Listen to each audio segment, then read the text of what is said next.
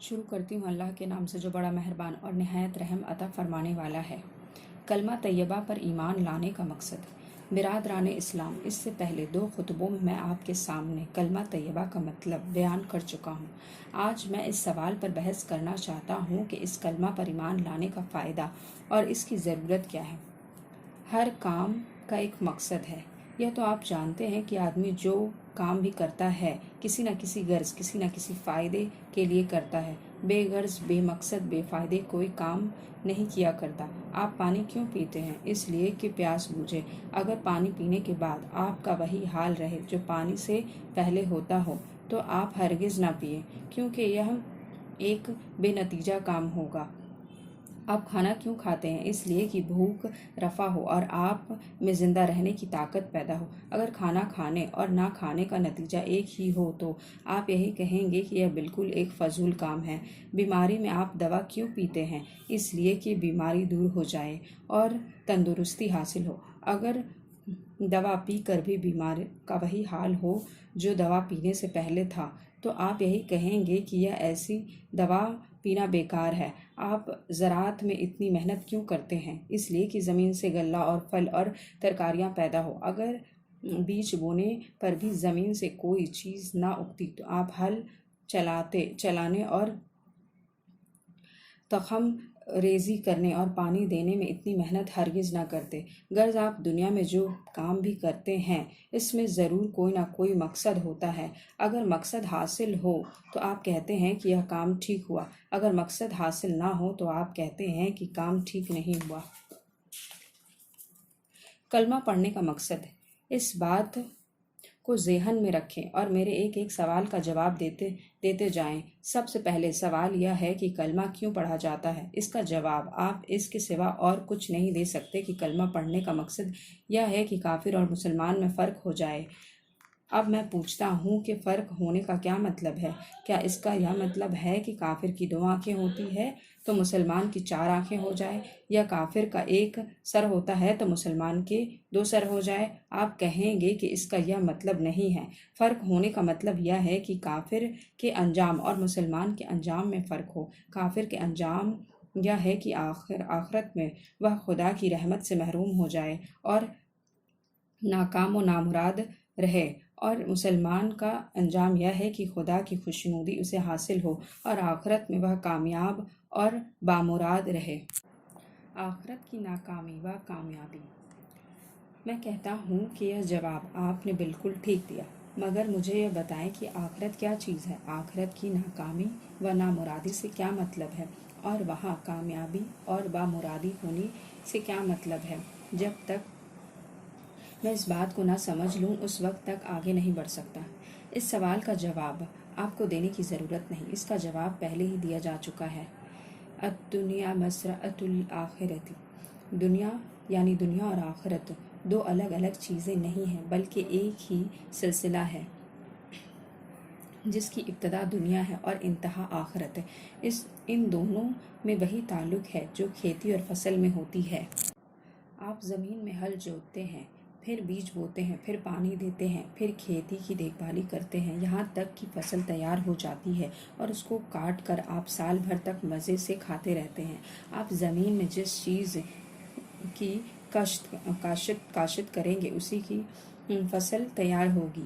گیہوں بوئیں گے تو گیہوں پیدا ہوگی، کانٹے بوئیں گے تو کانٹے ہی پیدا ہوں گے، کچھ نہ بوئیں گے تو کچھ بھی نہ پیدا ہوگی۔ ہل چلانے اور بیج بونے اور پانی دینے اور کھیتی کی رکھوالی کرنے میں جو غلطیاں اور کوتاہیاں آپ سے ہوں گی ان سب کا برا اثر آپ کو فصل کاٹنے کے موقع پر معلوم ہوگا، اور اگر آپ نے یہ سب کام اچھی طرح کیا ہے تو ان کا فائدہ بھی آپ فصل ہی کاٹنے کے وقت دیکھیں گے۔ بالکل یہی حال دنیا اور آخرت کا ہے۔ دنیا ایک کھیتی ہے۔ اس کھیتی میں آدمی کو اس لیے بھیجا گیا ہے کہ وہ اپنی محنت، اپنی کوشش سے اپنے لیے فصل تیار کرے۔ پیدائش سے لے کر موت تک کے لیے آدمی کو اس کام کی مہلت دی گئی ہے۔ اس مہلت میں جیسے فصل آدمی نے تیار کی ہے ویسی ہی فصل وہ موت کے بعد دوسری زندگی میں کاٹے گا، اور پھر جو فصل وہ کاٹے گا اسی پر آخرت کی زندگی میں اس کا گزر بسر ہوگا۔ اگر کسی نے عمر بھر دنیا کی کھیتی میں اچھے پھل بوئے ہیں اور ان کو خوب پانی دی ہے اور ان کو خوب رکھوالی کی ہے، تو آخرت کی زندگی میں جب وہ قدم رکھے گا تو اپنی محنت کی کمائی ایک سرسبز شاداب باغ کی صورت میں تیار پائے گا، اور اسے اپنے اس دوسری زندگی میں پھر کوئی محنت نہ کرنی پڑے گی، بلکہ دنیا کی عمر بھر کی محنت کر کے جو باغ اس نے لگایا تھا اسی باغ کے پھلوں پر آرام سے زندگی بسر کرے گا۔ اسی چیز کا نام ہے جنت، اور آخرت میں بامراد ہونے کا یہی مطلب ہے۔ اس کے مقابلے میں جو شخص اپنی دنیا کی زندگی میں کانٹے اور کڑوے کسیلے زہریلے پھل بوتا رہا ہے، اس کو آخرت کی زندگی میں انہی پھلوں کے فصل تیار ملے گی۔ وہاں پھر اس کو دوبارہ اتنا موقع نہیں ملے گا کہ وہ اپنی اس حماقت کی تلافی کر سکے اور اس خراب فصل کو جلا کر دوسری اچھی فصل تیار کر سکے۔ پھر تو اس کو آخرت میں ساری زندگی اسی فصل پر بسر کرنی ہوگی جسے وہ دنیا میں تیار کر چکا ہے۔ جو کانٹے اس نے بوئے تھے انہی کے بستر پر اسے لیٹنا ہوگا، اور جو کڑوے کسیلے زہریلے پھل اس نے لگائے تھے وہی اس کو کھانے پڑیں گے۔ یہی مطلب ہے آخرت میں نامراد ہونے کا۔ آخرت کی یہ شرح جو میں نے بیان کی ہے، حدیث اور قرآن سے بھی یہی شرح ثابت ہے۔ اس سے معلوم ہوا کہ آخرت کی زندگی میں انسان کا نامراد یا بامراد ہونا اور اس کے انجام کا اچھا یا برا ہونا دراصل نتیجہ ہے دنیا کی زندگی میں اس کے علم اور عمل کی صحیح یا غلط ہونے کا۔ کافر اور مسلمان کے انجام میں فرق کیوں؟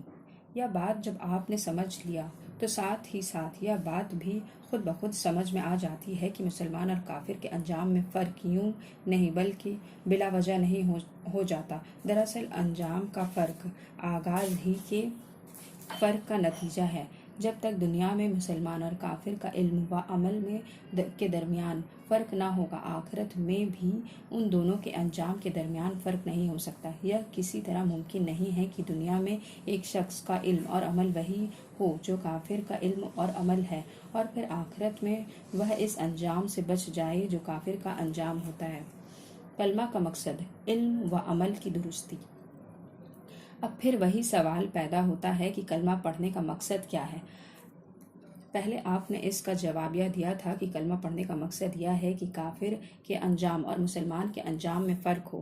اب انجام اور آخرت کی جو تشریح آپ نے سنی ہے، اس کے بعد آپ کو اپنے جواب پر پھر سے غور کرنا ہوگا۔ اب آپ کو یہ کہنا پڑے گا کہ کلمہ پڑھنے کا مقصد دنیا میں انسان کے علم اور عمل کی درستی کرنا ہے تاکہ آخرت میں اس کا انجام درست ہو۔ یہ کلمہ انسان کو دنیا میں وہ باغ لگانا سکھاتا ہے جس کے پھل آخرت میں وہ اس کو توڑنے ہیں۔ اگر آدمی اس کلمہ کو نہیں مانتا تو اس کو باغ لگانے کا طریقہ ہی معلوم نہیں ہو سکتا، پھر وہ باغ لگائے گا کس طرح اور آخرت میں پھل کس چیز کی توڑے گا؟ اور اگر آدمی اس کلمہ کو زبان سے پڑھ لیتا ہے مگر اس کا علم بھی وہی رہتا ہے جو نہ پڑھنے والے کا علم تھا، اور اس کے عمل بھی ویسے ہی رہتے ہیں جیسے کافر کا عمل تھا، تو آپ کی عقل خود کہہ دے گی کہ ایسے کلمے پڑھنے سے کچھ حاصل نہیں۔ کوئی وجہ نہیں کہ ایسے شخص کا انجام کافر کے انجام سے مختلف ہو۔ زبان سے کلمہ پڑھ کر اس نے خدا پر کوئی احسان نہیں کیا ہے کہ باغ لگانے کا طریقہ بھی نہ سیکھے، باغ لگائے بھی نہیں، ساری عمر کانٹے ہی بوتے رہے، اور پھر بھی آخرت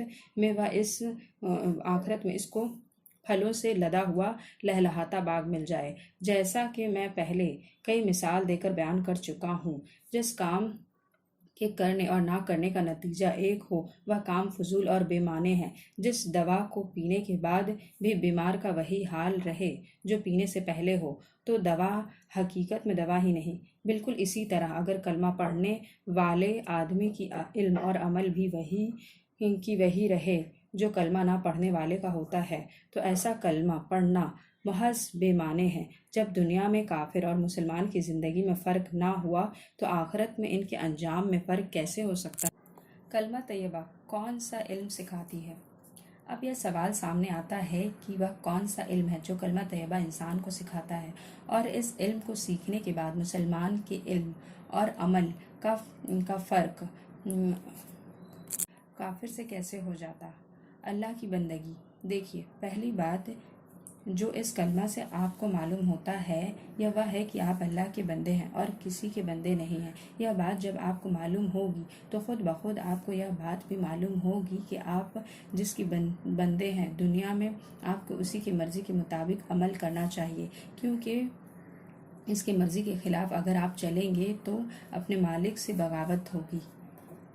محمد کی پیروی دوسری، اس علم کے بعد دوسرے علم آپ کو کلمہ سے یہ حاصل ہوتا ہے کہ حضرت محمد صلی اللہ علیہ وسلم اللہ کے رسول ہے۔ یہ بات جب آپ کو معلوم ہوگی تو اس کے ساتھ ہی یہ بات بھی آپ کو خود بخود معلوم ہو گئی کہ اللہ کے رسول نے دنیا کی کھیتی میں کانٹوں اور زہریلے پھلوں سے کے بجائے پھولوں اور میٹھے پھلوں کے باغ لگانا جس طرح سکھایا ہے اسی طرح آپ کو باغ لگانا چاہیے۔ اگر آپ اس طریقہ کی پیروی کریں گے تو آخرت میں آپ کو اچھی فصل ملے گی، اور اگر اس کے خلاف عمل کریں گے تو دنیا میں کانٹے بوئیں گے اور آخرت میں کانٹے ہی پائیں گے۔ علم کے مطابق عمل بھی ہو۔ یہ علم حاصل ہونے کے بعد لازم ہے کہ آپ کا عمل بھی اسی کے مطابق ہو۔ اگر آپ کو یقین ہے کہ ایک دن مرنا ہے اور مرنے کے بعد پھر ایک دوسری زندگی ہے اور اس زندگی میں آپ کو اسی فصل پر گزر کرنا ہوگا جسے آپ اس زندگی میں تیار کر کے جائیں گے، تو پھر یہ ناممکن ہے کہ آپ رسول صلی اللہ علیہ وسلم کے بتائے ہوئے طریقے کو چھوڑ کر کوئی دوسرا طریقہ اختیار کر سکیں۔ دنیا میں آپ کھیتی باڑی کیوں کرتے ہیں؟ اس لیے کہ آپ کو یقین ہے کہ اگر کھیتی باڑی نہ کی تو غلہ پیدا نہ ہوگا، اور غلہ نہ پیدا ہوا تو بھوکے مارے جائیں گے۔ اگر آپ کو اس بات کا یقین نہ ہوتا اور آپ سمجھتے کہ کھیتی باڑی کے بغیر ہی غلہ پیدا ہو جائے گا یا غلہ کے بغیر ہی آپ بھوک سے بچ جائیں گے تو ہرگز آپ کھیتی باڑی میں یہ محنت نہ کرتے۔ بس اسی پر اپنے حال کی بھی قیاس کر لیجئے۔ جو شخص زبان سے یہ کہتا ہو کہ میں خدا کو اپنا مالک اور رسول پاک کو خدا کے رسول مانتا ہوں اور آخرت کی زندگی کو بھی مانتا ہوں، مگر عمل اس کا قرآن کی تعلیم اور رسول اللہ صلی اللہ علیہ وسلم کی سنت کے خلاف ہے، اس کے متعلق یہ سمجھ لیجئے کہ دراصل اس کا ایمان کمزور ہے۔ اس کو جیسا یقین اپنی کھیتی میں کاشت نہ کرنے کے برے انجام کا ہے، اگر ویسا ہی یقین آخرت کے فصل تیار نہ کرنے کے برے انجام کا ہو تو وہ کبھی اس کام میں غفلت نہ کرے۔ کوئی شخص جان بوجھ کر اپنے حق میں کانٹے نہیں بوتا۔ کانٹے وہی بوتا ہے جسے یہ یقین نہیں ہوتا کہ جو چیز بو رہا ہے اس سے کانٹے پیدا ہوں گے اور وہ کانٹے اس کو تکلیف دیں گے۔ آپ جان بوجھ کر اپنے ہاتھ میں آگ کا انگارہ نہیں اٹھاتے کیونکہ آپ کو یقین ہے کہ یہ جلا دے گی، مگر ایک بچہ آگ میں ہاتھ ڈال دیتا ہے کیونکہ اسے اچھی طرح معلوم نہیں ہوتا کہ اس کا انجام کیا ہوگا۔